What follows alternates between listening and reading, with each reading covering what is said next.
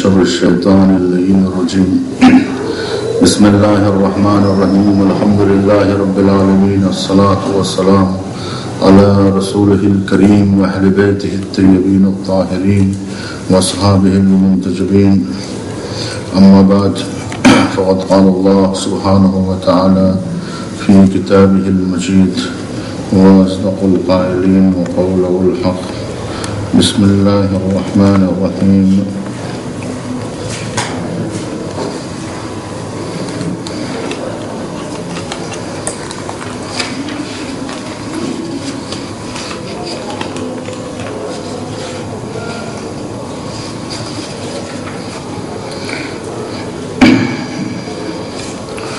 قال الله الحكيم في القرآن الكريم بسم الله الرحمن الرحيم أولم يروا إلى الطير فوقهم صافات ويقبضن ما يمسكهن إلا الرحمن إنه بكل شيء بصير أمن هذا الذي هو جند لكم ينصركم من دون الرحمن إن الكافرون إلا في غرور. آیہ کریمہ سورہ ملک کی 19ویں آیت، اس میں ارشاد ہو رہا ہے اولم یروا الی الطیر فوقہم صافات ویقبضن ما یمسکہن الا الرحمن. کیا انہوں نے ان پرندوں کی طرف نہیں دیکھا جو ان کے سروں پر کبھی پر کھولتے ہیں اور کبھی سمیٹ لیتے ہیں؟ صافات ویقبضن ما یمسکہن، اور کبھی اپنے پروں کو پھیلاتے ہیں اور کبھی سمیٹے ہوئے ہوتے ہیں. خدائے رحمان کے سوا کوئی انہیں آسمان کی بلندی پر روکے ہوئے نہیں ہوتا، کیونکہ وہ ہر چیز کو دیکھتا ہے. یہاں پر سورہ ملک عظمت خداوندی کا سورہ ہے. خداوند عالم کی عظمت، اس کی بزرگی، اس کے اقتدار کو بتا رہا ہے، جس کی مختلف مثالیں دی گئی. وہی خدا ہے کہ جس نے موت و حیات کو خلق کیا، وہی خدا ہے کہ جس کے ہاتھ میں اقتدار عالم ہے. اسی کے ساتھ ساتھ گزشتہ کی آیتوں میں، کل جن آیتوں کا ذکر ہوا، اس میں یہ کہا گیا کہ کیا تم یہ سمجھتے ہو کہ اگر اللہ چاہے تو آسمان سے پتھر برسنے لگے اور زمین ایسے لرزے کہ تھمنے کا نام نہ لے. تو یہ خداوند عالم نے بتایا کہ یہ اس کی رحم کی وجہ سے یہ زمین رکی ہوئی ہے، ورنہ زمین کا کام تو یہ تھا کہ تمہیں قرار ہی نہ دیتی. وہ اگر قرار اور سکون میں ہے تو کسی کی رحمت کی وجہ سے ہے. یعنی اگر اللہ کی رحمت نہ ہوتی تو زمین ایک آن کے لیے بھی اسے سکون و قرار نہ ہوتا. وہ اس طرح سے لرزتی رہتی کہ کوئی طاقت اسے تھما نہیں پاتی اور کوئی واسطہ کارگر نہ ہوتا.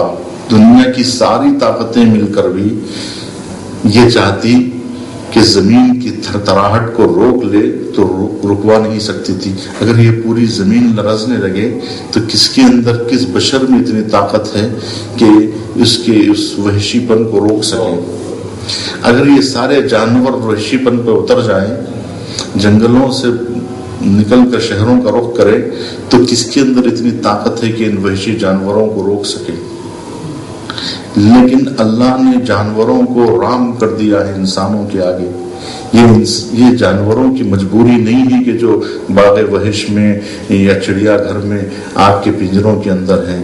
یہ آپ کی طاقت کی صلاحیت کا نتیجہ نہیں ہے، بلکہ اللہ نے آپ کو عقل سے نوازا اور انہیں آپ کے سامنے رام کر دیا ہے.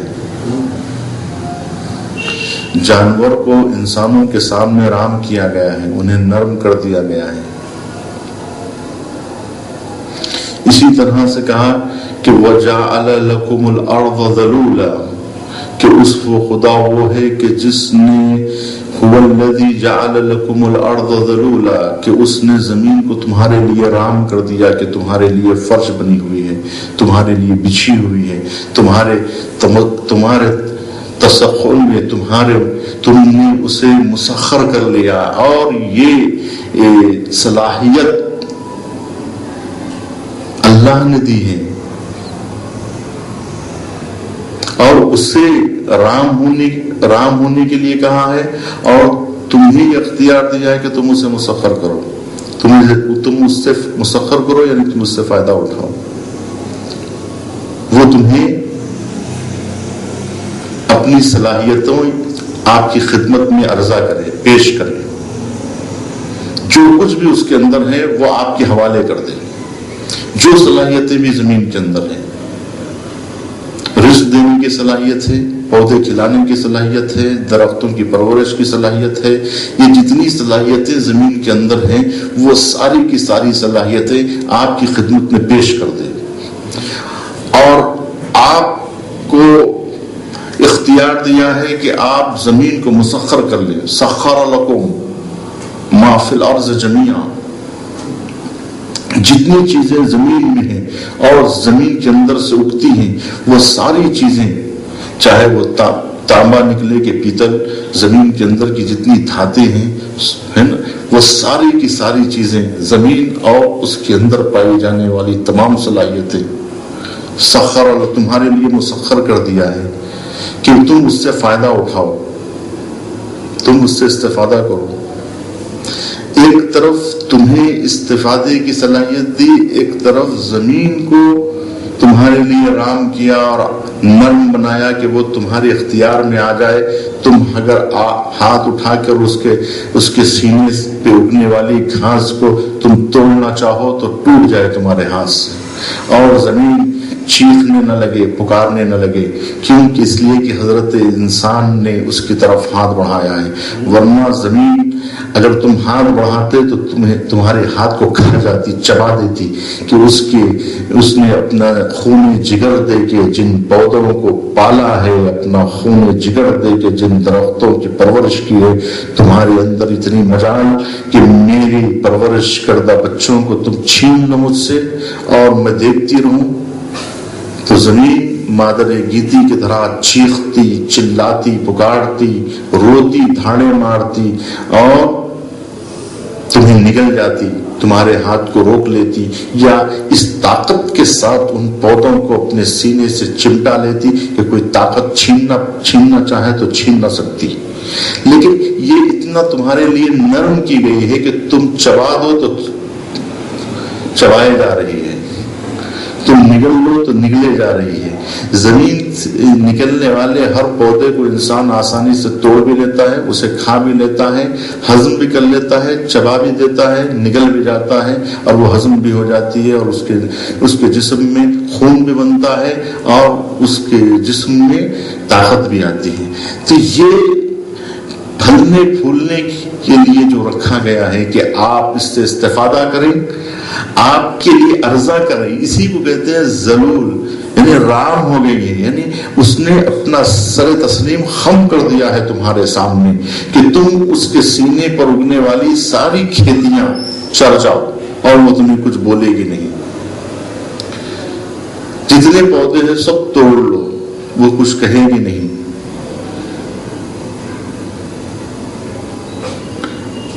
تو اس کے اوپر ہل چلاؤ، وہ کچھ کہے گی نہیں۔ ورنہ ہونا تو یہ چاہیے تھا کہ جیسے ہی آپ ہل چلاتے زمین برسنے لگتی، اس کا مطلب یہ ہوتا کہ زمین اجازت نہیں دے رہی ہے کہ اس پر ہل چلایا جائے، یہ اشارے ملتے آپ کو کہ جب آپ زمین پر ہل چلاتے ہیں، جیسے ہی آپ اس کے اوپر ہل چلانے کی کوشش کرتے اور بنجر زمین کو اگر آپ آمادہ کرنا چاہتے تو وہ لرزنے لگتی اور یہ بتاتی کہ میں تمہارے قبضے میں آنے والی نہیں ہوں، میں تمہارے لیے رام ہونے والی نہیں ہوں۔ وہ ایسے سر جھٹکتی کہ آپ اس پہ ہل ہی نہ چلا پاتے، لیکن ایسا زمین نہیں کرتی ہے۔ یہ زمین کا ایسے نہ کرنا اشارہ ہے کہ وہ آپ کے لیے رام ہو چکی ہے، وہ اس نے اپنے آپ کو اپنے پورے وجود کے ساتھ سر تسلیم خم کر چکی ہے اور اس نے پورا وجود آپ کے حوالے کر دیا ہے کہ آپ جیسے چاہیں اس کو استعمال کریں.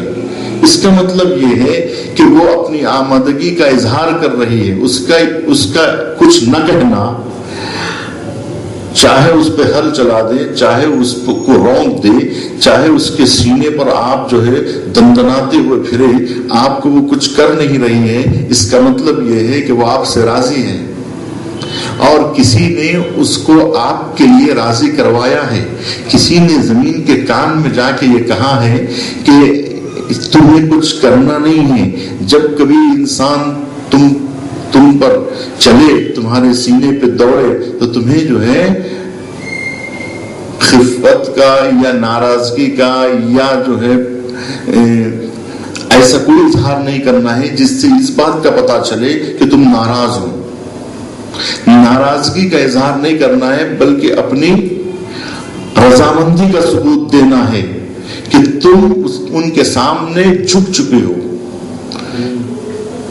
هو الذي جعل لكم الارض فراشا هو الذي جعل لكم الارض ذلولا فامشوا في مناكبها. تم اس کے کاندھوں پہ چڑھو، ناچو، کودو، چلو پھرو. اس کے کاندھے پہ چڑھ کے کود رہے ہیں، چل رہے ہیں، پھر رہے ہیں، دوڑ رہے ہیں، لیکن وہ کچھ کہتی نہیں ہے اور نہ اپنا اعتدال کھوتی ہے، نہ کھاندہ جھٹکتی ہے. اگر زمین کھاندہ جھٹک دے تو کیا ہوگا؟ فمشوا فی مناکبہا. قرآن کہہ رہا ہے کہ تم چلو اس کے کاندھوں پہ. کسی کے کاندھے پہ کوئی چڑھ جائے تو کیا ہوگا؟ اس کو اٹھا کے پھینک نہیں دیں گے آپ. کوئی کاندھے پہ آپ کے چڑھ جائے تکلیف نہیں ہوتی کوئی کاندھے پہ چڑھا ہو تو. لیکن زمین اپنے نازک کاندھوں پر ہزاروں، لاکھوں اور اربوں انسانوں کا بوجھ برداشت کی ہوئی ہے. صرف اللہ کے سامنے سر تسلیم خم کر دیا، کیونکہ اللہ نے کہا ہے کہ تم رام ہو جاؤ، وہ رام ہو گئی. تم خاموش ہو جاؤ، وہ خاموش ہو گئی. تم سکوت اختیار کر لو، اس نے سکوت اختیار کر لیا. اللہ نے کہا کہ تمہیں کچھ کہنا نہیں ہے، تم کچھ نہیں کہہ رہے. جس وقت اللہ اس پر سے یہ حکم اٹھا لے سکوت کا اور کہے کہ تمہیں جو کرنا ہے کر لو، اس وقت کیا ہوگا؟ یہ کہہ رہا ہے پروردگار. کیا تم یہ سمجھتے ہو کیا تم امن و امان میں ہو اس حاکم آسمان کے کہ جو چاہے تو آسمان سے سنگریزے برسا دے، وہ چاہے تو زمین ایسے کانپتی رہے کہ کوئی طاقت اسے سہارا نہ دے سکے؟ تو کیا تم اپنے آپ کو محفوظ سمجھتے ہو؟ یعنی اگر اللہ کا کرم نہ ہوتا تو کیا تم محفوظ رہ پاتے؟ جو تم سمجھ رہے ہو کہ یہ سب اللہ سے اس کا کوئی تعلق نہیں ہے. آپ نے سنا ہوگا نا کہ لوگ کیا کہتے ہیں، اللہ نے زمین و آسمان کو بنا دیا ہے، اب جو ہے وہ سارے انسانوں کو جو ہے اس کے رحم و کرم پہ چھوڑ دیا ہے، اب اللہ کا کوئی کام ہی نہیں ہے. نعوذ باللہ. وہ جو ہے بیٹھا ہوا عرش پر تسبیح پڑھ رہا ہے، ان اللہ و ملائکتہ یصلون علی النبی. کتنے لوگوں نے کہا یہ بات؟ منبر سے کہتے ہیں کہ اللہ نے کائنات کو بنا کر حوالے کر دیا ہے، جس طریقے سے ضعیف باپ اپنے جوان بیٹوں کے حوالے کر دیتا ہے کاروبار اور خود مصلے پہ جا کے تسبیح پڑھتے بیٹھ جاتا ہے. وہ تصور اللہ سبحانہ و تعالیٰ کا پیش کیا ہمارے منبروں سے اور یہ کہا ہے کہ اللہ نے کائنات بنا کے آل محمد کے حوالے کر دیا اور خود کیا کر رہا ہے؟ تو کہتے ہیں ان اللہ و ملائکتہ یصلون علی، کہ اللہ جو ہے وہ تسبیح پڑھتا بیٹھا ہوا ہے اور اس کو کوئی غرض نہیں ہے، اس کا کوئی تعلق نہیں ہے اور اس نے ہاتھ اٹھا لیا ہے اپنی مخلوقات سے. اگر وہ ہاتھ اٹھا لے چشم زدن کے لیے تو کائنات کی بقا خطرے میں پڑ جائے، یعنی کائنات باقی نہ رہے. اگر اس کی توجہ ہٹ جائے چشم زدن کے لیے، وہ اپنی توجہ کو ہٹا لے تو پھر کائنات عدم کے گہرے سناٹے میں غرق ہو جائے اور ساری کی ساری کائنات نسیاں منسیہ ہو جائے کہ پوری کائنات ڈھونڈنے سے نہ ملے کہ تھی کہاں، اس لیے کہ پوری کائنات تباہ و برباد ہو جائے. اس کا فیض وجود ہے جس کی وجہ سے یہ ساری کائنات جگمگا رہی. اور ہر آن جو ہم پر کرم تازہ ہے. کس کو لطف و کرم کا اندازہ ہے نا؟ ہر آن ہم پر کرم تازہ ہے. یہ کس کی طرف سے ہے کرم تازہ؟ اللہ سبحانہ و تعالیٰ کی طرف سے. ہر آن جو ہم پر کرم تازہ ہے. کس بشر کو لطف و کرم کا اندازہ ہے؟ کس انسان کو اس لطف کا اندازہ ہے کہ یہ لطف ہو رہا ہے، یہ کرم ہو رہا ہے. اور پھر یہ کہ یہ ساری صلاحیتیں اللہ نے رکھی ہیں. یہ جو ہم کہتے ہیں کہ سمندروں میں کشتی دوڑا رہے ہیں تو یہ انسانوں کی طرف اس کا جو ہے نا اس کا اعزاز جاتا ہے کہ ہم نے کشتیاں دوڑائی ہیں، ہم نے کشتیاں بنائی. اللہ کہہ رہا ہے کہ یہ جو تم سمندروں میں کشتیاں تمہاری رینگ رہی ہیں یہ ہماری قدرت کی وجہ سے. کیوں؟ اس لیے کہ اگر ہم نے سطح سمندر پہ یہ صلاحیت نہ دیتے تو کس طرح سے یہ جو ہے کشتیاں دندناتے ہوئے پھرتے اس سمندر پہ. کہ اگر کشتی آتی اور سمندر غرق کر لیتے تو کیا ہوتا؟ یہ جو سمندر، یہ جو پانی اس لکڑی کو اپنے پر تیرا رہا ہے اور اسے نگل نہیں رہا ہے، تو یہ کس نے جو ہے اس زمین کو یہ کہا، کس نے یہ سمندروں سے کہلایا ہے کہ تم کشتیوں کو ڈبو مت لو، نہ ڈبو دو، نہ نگلو. اگر سمندر نگل جاتے تو کیا آپ کوئی کشتی چلا سکتے؟ یعنی پانی میں اللہ نے یہ صلاحیت دی کہ اس کے اوپر کشتیاں رینگ سکے. یہ اس کے حکم سے ہو رہا ہے. یہ جو آپ جہاز اڑا رہے ہیں یہ بھی جو ہے اگر اس وقت جہاز ایجاد ہو جاتے، ہوائی جہاز بن جاتے، تب بھی اللہ اپنی طرف اس کی نسبت دیتا کہ کس طرح سے تم ہواؤں میں جو ہے یہ اڑا رہے ہو، یہ جہاز جو اڑا رہے ہو یہ بھی ہماری رحمت کی وجہ سے. یعنی ہواؤں میں یہ صلاحیت دی ہے کہ اس کے دوش کے اوپر یہ جہاز اڑ سکیں. اگر ہواؤں میں یہ صلاحیت نہ دی ہوتی تو پھر یہ ہوا کے اوپر ٹک نہ پاتے. ہوا بھی پانی کی طرح ایک قسم کا ایک ایسا مادہ ہے، ایک ایسا عنصر ہے کہ جس طرح سے پانی کے اوپر کوئی چیز ٹکتی ہے ویسے ہوا کے اوپر بھی کوئی چیز ٹکتی ہے. تو جس طرح سے پانی پر راستے بنتے ہیں ایسے ہی ہوا میں بھی راستے بنتے ہیں. جس طرح سے پانی کے دوش پر ایک چیز ایک جگہ سے دوسری جگہ پہنچتی ہے، اسی طرح سے ہوا کے دوش پر سے بھی ایک چیز دوسری جگہ تک پہنچ سکتی ہے. تو یہ جو پرندے ہیں جو ہواؤں پر تیر رہے ہیں، ہواؤں میں اڑ رہے ہیں، تو یہ جو ہوا میں اڑنے والے طیور ہیں یہ جو اپنے پروں کو کھول رہے ہیں یا پروں کو سمیٹ رہے ہیں، یہ سب کچھ اللہ کی قدرت کی علامت ہے. یہ پروردگار عالم ان آیات میں یہ کہہ رہا ہے کہ اولم یرو الی الطیر، کیا انہوں نے پرندوں کی طرف نہیں دیکھا؟ اولم یرو الی الطیر، کیا انہوں نے پرندوں کی طرف نہیں دیکھا کہ پرندے کیسے اڑ رہے ہیں ہواؤں میں؟ اولم یرو، کیا انہوں نے نہیں دیکھا کہ کیسے اڑ رہے ہیں؟ یہ کس کا کمال ہے جو اڑ رہے ہیں؟ یعنی جب اسے دیکھیں تو سبحان اللہ کہیں. یعنی یہ جب بھی یہ قدرت دیکھیں تو سبحان اللہ کہیں، کیونکہ یہ بہت بڑا معجزہ ہے. لوگ کہتے ہیں معجزہ دیکھنے جا رہے ہیں، معجزہ دیکھنے جا رہے ہیں، معجزہ دیکھنا ہے. کیا معجزہ دیکھنا ہے؟ کہ وہاں کہیں پر خون نکل رہا ہے، کہیں پر جو ہے نا وہ ہو رہا ہے. یہ جو زمین سے جو چشمہ ابل رہا ہے کہ یہ معجزہ نہیں ہے؟ یہ معجزہ نہیں ہے؟ کیا آب زمزم معجزہ نہیں ہے؟ جس صدیوں سے یہ پانی جو ہے نا خاموش نہیں ہو رہا ہے، یہ چشمہ ہے جو صدیوں سے ابل رہا ہے، کیا یہ معجزہ نہیں ہے؟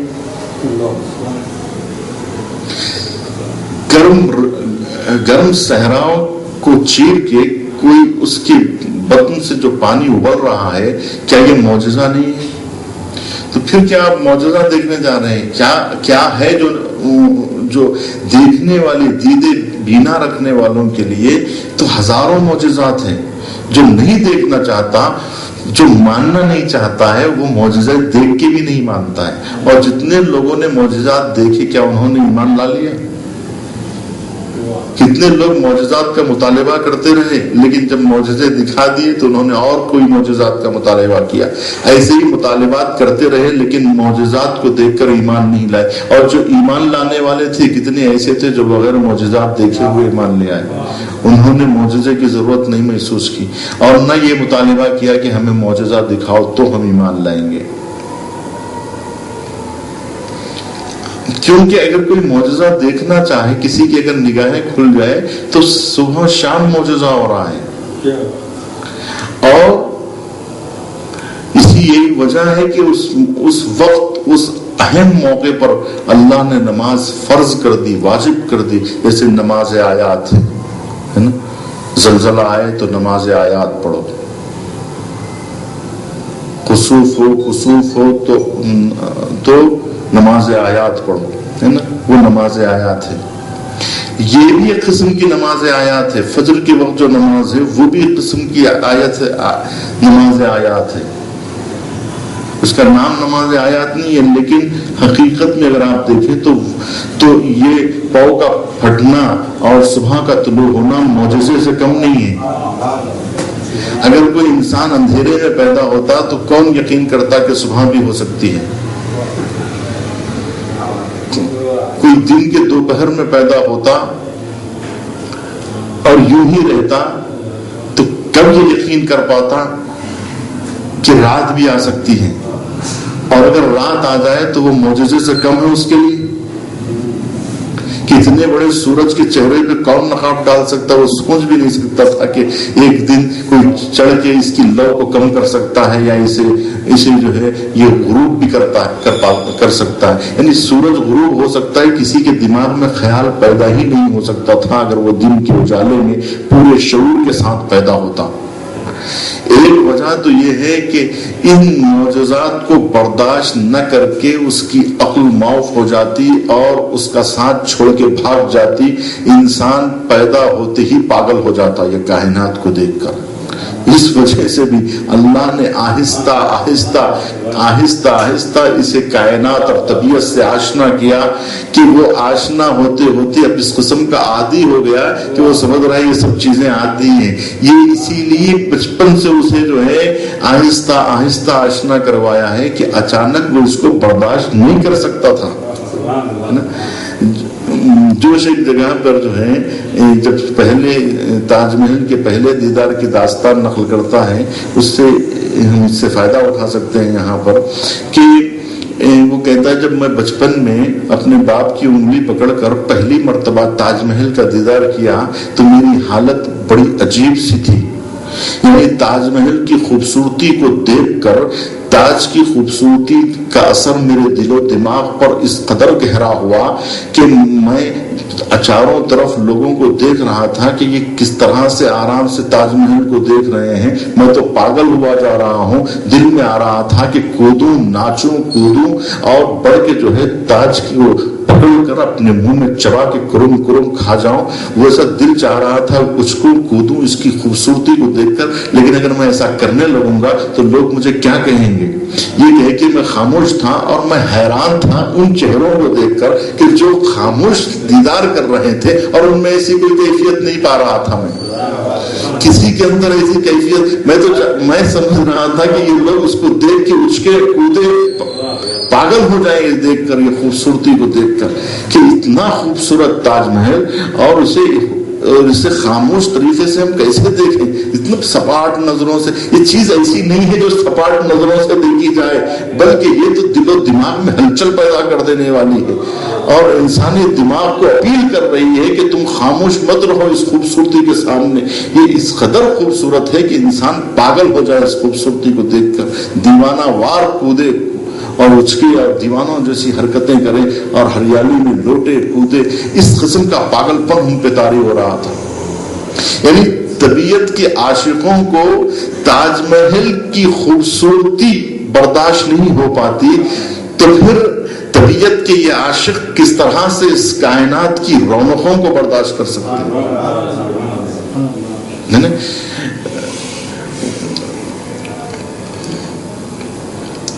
ان شاعروں میں سے ہیں کہ جو شاعر فطرت کہا جاتا ہے.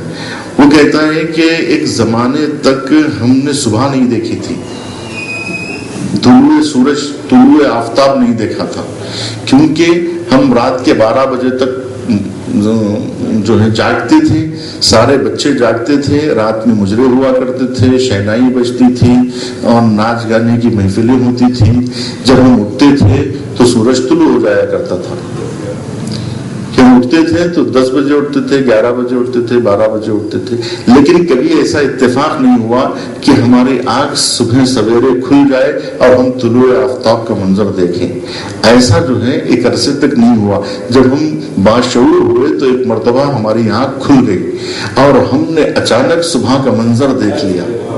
تو جب ہم نے صبح کا منظر دیکھا تو صبح کا منظر ہمارے دل و دماغ پر ایسے طاری ہوا کہ آخری دم تک صبح کی خوبصورتی بھلائی نہیں گئی، کہ یہ منظر کو دیکھے بغیر ہمیں چین نہیں ملتا تھا، کیونکہ ہم اس سے بیگانہ تھے. ہم نے کبھی یہ منظر دیکھا نہیں تھا کہ اتنا خوبصورت منظر، اتنا پیارا منظر.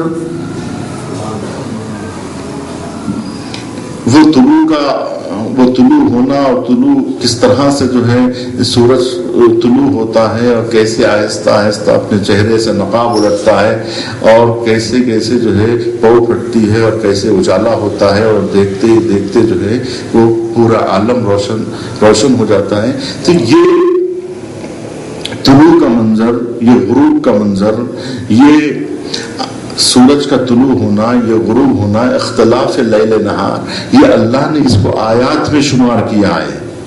ومن آیات ہی، اس کی نشانیوں میں سے ایک نشانی یہ ہے کہ اختلاف لیل و نہار، دن اور رات کا آپس میں آنا اور ایک دوسرے کے پیچھے پیچھے آنا اور دوسروں کا آپس میں نہ ٹکرانا، یہ سب اس کی نشانیوں میں سے ایک نشانی ہے.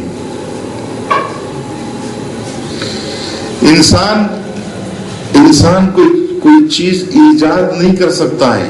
انسان انکشاف کر سکتا ہے، اکتشاف کر سکتا ہے، چیزوں کو کشف کر سکتا ہے، یہاں کی صلاحیتوں کا ادراک کر سکتا ہے اور اس کو استعمال کر سکتا ہے بس.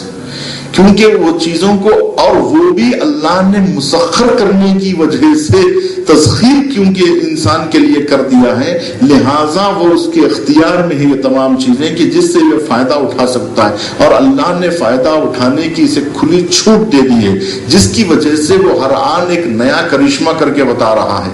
تو یہ جو خوش ہو رہا ہے کہ میں نے یہ کام کر دیا، میں نے یہ کام کر دیا اور میں نے یہ چیز ایجاد کر لی، میں نے فلاں چیز ایجاد کر لی، تو یہ فلاں چیز ایجاد کرنے کا ادعا، سوال یہ پیدا ہوتا ہے صرف انسان کیوں کر رہا ہے؟ جانور نے کیوں جو ہے اس قسم کا دھماکہ نہیں کر دیا؟ جانوروں نے اپنے آپس میں گفتگو کے لیے ٹیلی فون کیوں نہیں ایجاد کر لیا؟ جانوروں نے جو ہے نا یہ صلاحیتیں کیوں نہیں پیدا کر لی؟ ان کے گھونسلے آج بھی تاریک ہے، کیوں انہوں نے اپنے لیے جو ہے یہ لائٹ سے استفادہ نہیں کیا اور ان برقی لہروں سے انہوں نے کیوں نہیں استفادہ کیا؟ اس کا مطلب یہ ہے، اچھا ایک جانور بیوقوف ہے، دوسرا جانور بیوقوف، یہ تمام کے تمام جانور اتنے بیوقوف ہیں کہ یہ اپنے لیے ایک جو ہے نا ایک بلب نہیں روشن کر سکتے اپنے لیے. اور صدیوں سے جتنے جانور ہیں انہوں نے آج تک کوئی چیز ایجاد نہیں کی. اس وقت جو ہزاروں سال پہلے جس گھونسلے میں رہتے تھے انہی گھونسلوں میں آج بھی رہتے ہیں، کوئی صلاحیتوں میں اضافہ نہیں ہوا، اور جتنی صلاحیتیں کل تھی اتنی صلاحیتیں آج بھی ہیں.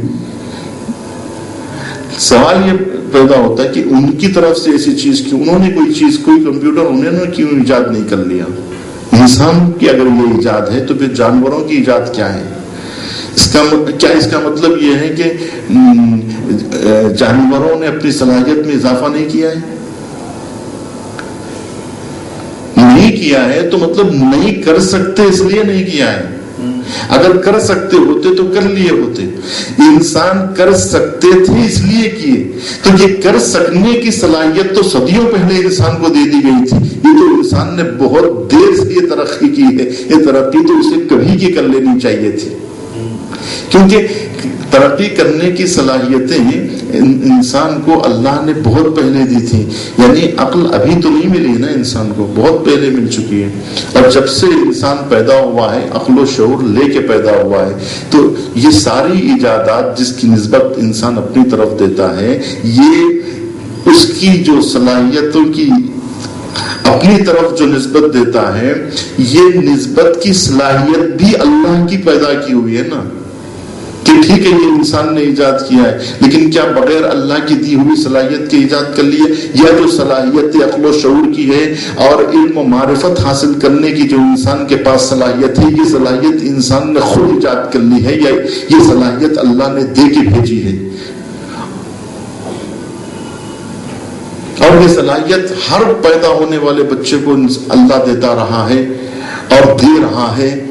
کسی نے اپنی طرف سے اس صلاحیت کو پیدا نہیں کیا، بلکہ یہ صلاحیتیں لے کے پیدا ہو رہا ہے، عقل و شعور لے کے پیدا ہوا ہے. صرف یہاں آنے کے بعد اس نے تجربات حاصل کیے ہیں، ورنہ وہ عقل لے کے پیدا ہوا ہے. یہاں تک کہ فطری معلومات بھی لے کے پیدا ہوا ہے.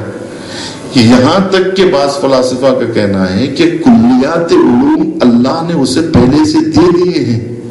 یا افلاطون تو یہ کہتا ہے کہ ہر علم چاہے جزئی ہو یا کلی ہو انسان کو پہلے سے پڑھائے جا چکے ہیں. وہ یہاں پر یاد آوری، علم انسان کے لیے یاد آوری ہے، کوئی نئی چیز نہیں ہے.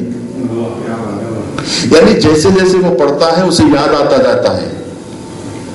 یعنی جس طرح سے کوئی چیز پڑھ لے اس کے بعد بھول جائے، اور کوئی بتائے تو ہاں یاد آتا ہے، ہاں یہ چیز صحیح ہے، ہاں یہ چیز، جیسے کوئی سبق پہلے پڑھا تھا بھول گیا تھا پھر یاد دلایا جا رہا ہے.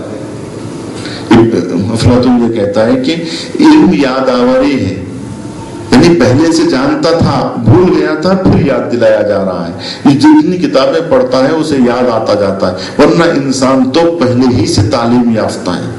اچھا، اس کو افلاطون کے اس نظریے کو نہ بھی مانا جائے تو دیگر فلاسفہ تو یہ کہتے ہیں، اکثریت تو یہ کہتی ہے کہ کلیات علوم جو ہیں وہ انسان کو پہلے ہی سے پڑھا دیے گئے. جزئیات نہیں جانتا ہے لیکن کلیات تو جانتا ہے، اور جس کے اوپر وہ تمام علوم کا انطباق کر کے یہ کہتا ہے کہ یہ صحیح ہے کہ غلط ہے. جس سے اور وہ صلاحیت جو فرقان کی ہے وہ تو اللہ کی دی ہوئی ہے، اور پھر علم خود اللہ کا دیا ہوا عطیہ ہے. اور علم نور یقذفہ اللہ فی قلب من یشاء، علم تو نور ہے کہ جس کے دل میں اللہ چاہتا ہے. تو علم بھی اللہ دیتا ہے، اور صلاحیت علم جسے ظرف علم کہنا چاہیے وہ بھی اللہ کا عطا کرتا ہے. اور سب سے بڑی چیز ظرف علم ہے. کل وعاء یضیق بما جعل فی الا وعاء العلم فانه یتسع به، کہ ہر ظرف اپنے کسی چیز کے ڈالنے سے پر ہو جاتا ہے، مگر ظرف و صلاحیت علم ہے کہ جتنا آپ اس ظرف میں اڑیلتے جائیں گے وہ اتنا وسیع ہوتا چلا جائے گا. کل وعاء یضیق بما جعل فی، ہر ظرف بھر جاتا ہے. جب آپ اتنا برتن ہے اس میں پانی ڈالیے بھر جائے گا، کٹورا ہے پانی ڈالیے 1 لیٹر کا 1 لیٹر پانی ڈالیے بھر جائے گا. 2 لیٹر کا ظرف ہے 2 لیٹر پانی ڈالیے بھر جائے گا. 3 لیٹر کا ظرف ہے بھر جائے گا. ہر ظرف، ہر برتن، ہر حوض، ہر چیز بھر جاتی ہے اپنے مظروف سے، لیکن سوائے وعاء علم کی. تو یہ وعاء علم اور برتن علم کیا انسان نے ایجاد کیا ہے یا اللہ کا ایجاد کیا ہوا ہے؟ یعنی ظرف علم انسان نے پیدا کیا ہے یا ظرف علم اللہ نے اسے عطا کیا ہے؟ تو معلوم یہ ہوا کہ ظرف علم تو اللہ نے اسے عطا کیا ہے. یعنی یہ صلاحیتیں اللہ نے دی، ہواؤں میں یہ صلاحیتیں اللہ نے دی ہے جس کی وجہ سے پرندے اس پر اڑ رہے ہیں. اگر اللہ ہواؤں میں یہ صلاحیت نہ دیا ہوتا، یہ ظرفیت نہ دیا ہوتا تو یہ اڑنے کی صلاحیت نہ رکھتے. اولم یروا الی الطیر، کیا تم نہیں دیکھتے کہ یہ پرندے کس طرح سے اڑ رہے ہیں، جو ان کے سروں پر کبھی اپنے پروں کو پھیلائے ہوئے ہیں. فوقہم صافات ویقبضن ما یمسکہن الا الرحمن، کہ ان کے اوپر اپنے پروں کو پھیلائے ہوئے ہوتے ہیں اور کبھی سمیٹے ہوئے ہوتے ہیں. کیا خدائے رحمان کے سوا انہیں آسمان کی بلندی پر کون روکے ہوئے ہیں؟ ما یمسکہن، کس نے انہیں روکا ہوا ہے ہواؤں کے دوش پر، ان پرندوں کو جو گھنٹوں گھنٹوں اڑتے رہتے ہیں. بعض پرندے تو یہ ہیں جو دنوں رات اڑنے لگتے ہیں، اور دن رات ہواؤں پر رہتے ہیں. ان کو ہواؤں میں کون رزق دیتا ہے اور کون اتنی صلاحیت دیا ہوا ہے کہ وہ رات دن کئی دن ہواؤں میں اڑتے رہیں اور ایک ملک سے دوسرے ملک کو سفر کرتے ہیں. کتنے پرندے ایسے ہیں جو فرانس سے جو ہے ہندوستان آتے ہیں اور پھر ہندوستان سے واپس فرانس جاتے ہیں, واپس جرمن اپنے اپنے علاقوں میں جاتے ہیں. پھر ان کی جو ہے سالانہ میٹنگیں بھی ہوتی ہیں, ان پرندوں کی کانفرنسیں بھی ہوتی ہیں, ان کا حج بھی ہوتا ہے. سارے کے سارے جو ہے پرندے اڑ اڑ کے جو ہے اپنے جو ہے علاقوں میں آتے ہیں اور ایک دوسرے سے جو ہے پتہ نہیں کیا ان کی آپس میں میٹنگ ہوتی ہے, کیا ہوتا ہے, کیا میل ملاپ ہوتا ہے, کون جانے ان پرندوں کی دنیا کو. لیکن دیکھنے والے تو یہ دیکھ رہے ہیں کہ یہ جو ہے سالانہ کئی مقامات پہ جمع ہوتے ہیں, سمندروں کے کنارے یا خوش آب و ہوا کے علاقوں میں. یہ لوگ مختلف مقامات سے جمع ہوتے ہیں, آپس میں جڑتے ہیں, آپس میں مل بیٹھتے ہیں, پھر واپس چلے جاتے ہیں. تو بہرحال کئی گھنٹوں تک ان کا ہواؤں پر تیرنا. تو اگر ہواؤں میں یہ صلاحیت نہ دی ہوتی کہ کچھ پرندے ایسے ہیں کہ جو پروں کو پھڑپھڑا کے اڑتے ہیں اور اڑنے کے بعد میں روک لیتے ہیں, پروں کو اوپر جانے کے لیے پر تولتے ہیں, اور جب ہوا کی بلندی پہ پہنچ جاتے ہیں تو وہاں پر جو ہے ہوا پہ جانے کے بعد میں اپنے پروں کو پھیلا لیتے ہیں, یا بعض لوگ پروں کو سمیٹ لیتے ہیں اور ویسے ہی اڑنے لگتے ہیں, معلق رہتے ہیں ہوا پر, پروں کو سمیٹ لیتے ہیں. تو یہ کون کر رہا ہے؟ فوقہم صافات ویقبضن, کہ سروں کے اوپر اپنے پروں کو پھیلائے ہوئے ہیں اور کبھی سمیٹے ہوئے ہیں. ما یمسکہن الا الرحمن, سوائے رحمان کے, سوائے پروردگار رحمان کے کون ہے جو انہیں ہواؤں پر روکے ہوئے ہے؟ انہ بکل شیء بصیر, کہ وہ ہر چیز کو دیکھتا ہے, وہ ہر چیز سے آگاہ ہے. یعنی اسی کے دم سے یہ پرندے اڑ رہے ہیں, اسی کی وجہ سے, اسی کی طاقت اور اسی کی دی ہوئی صلاحیتوں سے یہ پرندے ہواؤں میں اڑ رہے ہیں. یہ جہاز اگر اڑ رہے ہیں تو اسی کی رحمت کا کرشمہ ہے اور اسی کی رحمت کی دلیل ہے کہ جس نے ہواؤں کی دوش پہ ان مغول ہیکل پہاڑ جیسے جہازوں کو روکا ہوا ہے, جو کئی کنٹل لے کے ہوا میں اڑتے ہیں. جس طریقے سے پانی کے جہاز ہے نا, ایسے ہی ہوائی جہاز بھی ہے. نہ صرف مسافر بردار جہاز ہے بلکہ مالدار جہاز بھی اس وقت بن چکے ہیں کہ جو مال لے کے جاتے ہیں, کئی ہزار کنٹل مال لے کے جاتے ہیں. جس طریقے سے پانی کے جہاز ہزاروں ٹن لے کے پانی کی سطح پہ دوڑتے ہیں, اسی طرح سے ہواؤں کے دوش پر بھی ایسے جہاز ہیں جو کئی سنگین وزن لے کے دوڑتے ہیں. خود ایک انسان دیکھیے, جو کوئی 100 کلو کا, کوئی 80 کلو کا, ایسے 1000 آدمی بیٹھتے ہیں جہاز میں. ہر آدمی کا اگر جو ہے 100 کلو اور 50 کلو بھی وزن لے لیں تو 1000 آدمیوں کا جہاز جو 1000 آدمی کو لے, اور پھر ان کا سامان جو کئی کنٹل سامان, وہ سب لے کے جو ہے جہاز اڑ رہا ہے. تو ہوا کے اندر اتنی صلاحیت ہے کہ اتنا ویٹ برداشت کر رہا ہے. بہرحال یہ ساری صلاحیتیں جو ہیں وہ انسان نے ہواؤں میں خلق نہیں کی ہے. یعنی یہ صلاحیت ہوا میں نہیں انسان نے ایجاد کی ہے کہ یہ اسے روکے رکھے, بلکہ یہ صلاحیت ہوا میں پہلے سے تھی, انسان نے اسے کشف کیا ہے. اچھا, ایک طرف دیکھیے زمین کا جاذبہ, جو زمین کھینچتی ہے ہر چیز کو, اور جاذبہ زمین کے ہوتے ہوئے کوئی چیز اڑ کیسے سکتی ہے ہوا میں؟ جیسے جیسے آپ اڑنے کی کوشش کریں گے زمین کھینچ لے گی. زمین کی جاذبیت کے باوجود یہ پرندوں کا اڑنا, یہ انسان کو شعور عطا کر رہا تھا کہ ہم جہاز بھی اڑا سکتے, ورنہ جہاز اڑانے کا تصور انسان کے ذہن میں کیسے آیا؟ جبکہ وہ دیکھ رہا ہے کہ جو بھی چیز اوپر کی طرف ہم پھینکتے ہیں وہ زمین پہ آ کے گرتی ہے. خود جاذبہ زمین کو کشف بہت زمانے کے بعد کیا گیا ہے.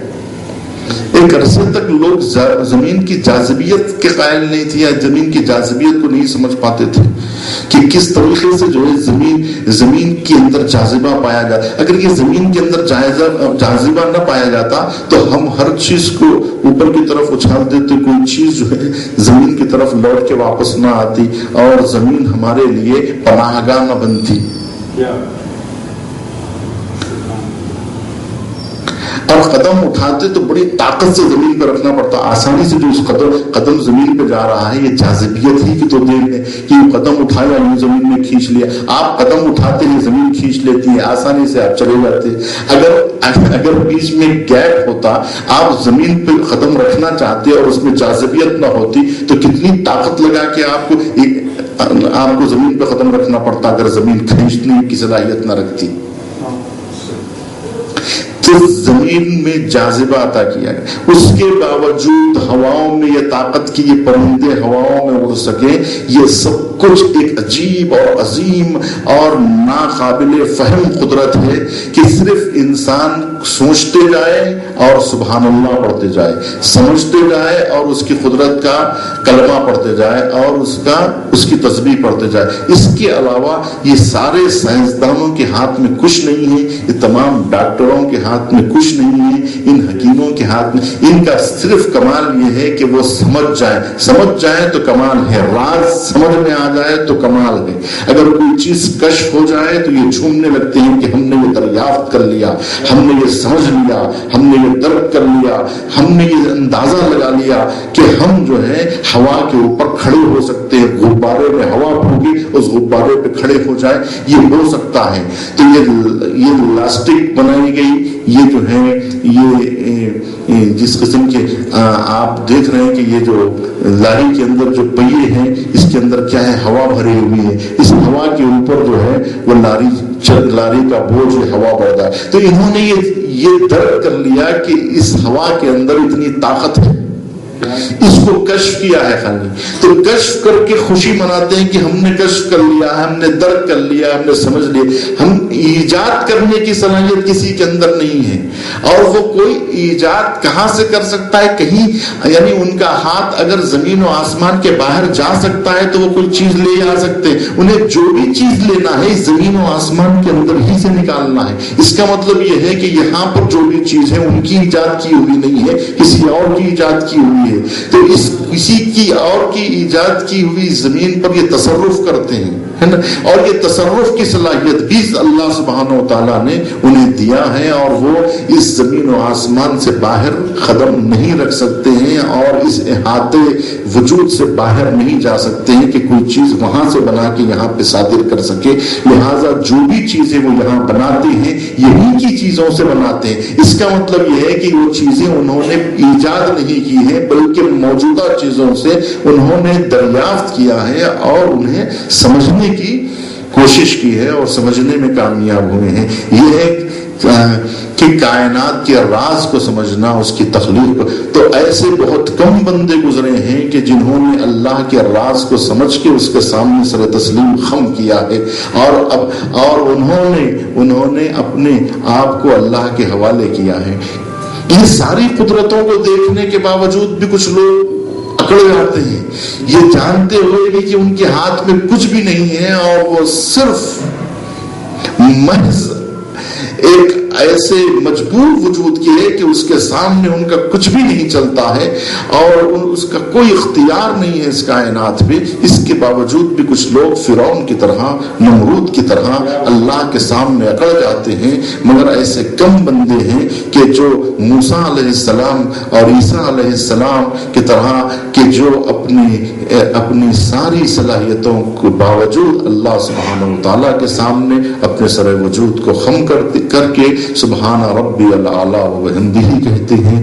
انہی بندوں کو اللہ نے سرخرو کیا ہے اور انہی سروں کو اللہ نے اٹھایا ہے جو اللہ کی بارگاہ میں جھکے ہوئے ہوتے ہیں. ان سروں کو اتنا بلند کیا کہ دنیا نے ان سروں کو کاٹنے کی کوشش کی, لیکن اللہ نے انہی سروں کو آسمان کی بلندیوں سے بھی بلند کر دیا اور اس زمین کو کربلا معلیٰ بنا دیا جنہوں نے اپنے سر کو اللہ کی بارگاہ میں جھکا دیا تھا. کربلا اس سرزمین کا نام ہے جس نے اللہ کی آیات کے سامنے, اللہ کی عظمتوں کے سامنے اپنے سر وجود کو خم کر دیا تھا. صلی اللہ علیہ محمد وآل محمد. وآخر دعوانا ان الحمد للہ رب العالمین۔ پروردگارہ ذکر قلیل کو قبول فرما، مریضوں کو شفا فرما، حج و زیارات کے مشتاقین کو بار بار مشرف، مسلمانوں کی جان